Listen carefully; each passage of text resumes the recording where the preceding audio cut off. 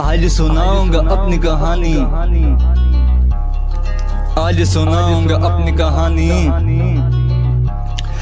आज सुनाऊंगा अपनी कहानी। लड़का मैं कैसा नादान सा था, कर बैठा प्यार मैं जोश में, अपने अंजाम से मैं अनजान सा था।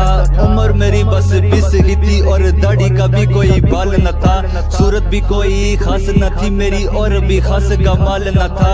उस लड़की से किया जो रब्ता उसने भी मुझे डाल दिया, ये सब देख के मैंने ये मामला अपने रब पे डाल दिया। 10 दिनों में उसका मुझे मेरे फोन पे ही पैगाम मिला, पढ़ के हाँ उसकी जुम उठा मैं, गमों को मेरे अंजाम मिला। फोन पे करने लगे बातें लंबी होने लगे थे, एक दूजे के आदि साथ निभाएंगे, खाई थी कसमें, पक्का इरादा था करेंगे शादी।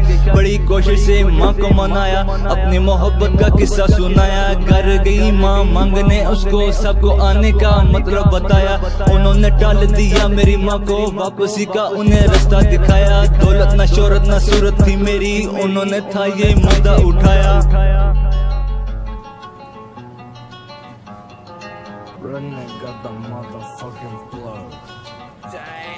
आज सुनाऊंगा अपनी कहानी, आज सुनाऊंगा अपनी कहानी।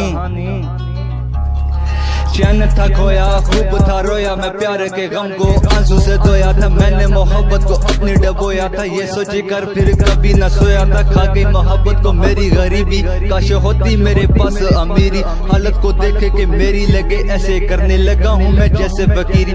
मैंने दोबारा किया उससे रब्ता, उसने दिया मुझे रब का वास्ता। तेरी हथेली पे गुर्बत लिखी तू बस काट ले अपना रास्ता। उस दिन मेरे एहसास मरे थे, आंखों में हरदम आंसू भरे थे। छोड़ी न थी तेरी कोई निशानी, बस तेरे कुछ खत मेरे पास पड़े थे। मैंने खतों को भी जला दिया था, यादों को तेरी मिटा दिया था। तेरे धोखे से मौत हुई मेरी, मियत को भी अपनी दफना दिया।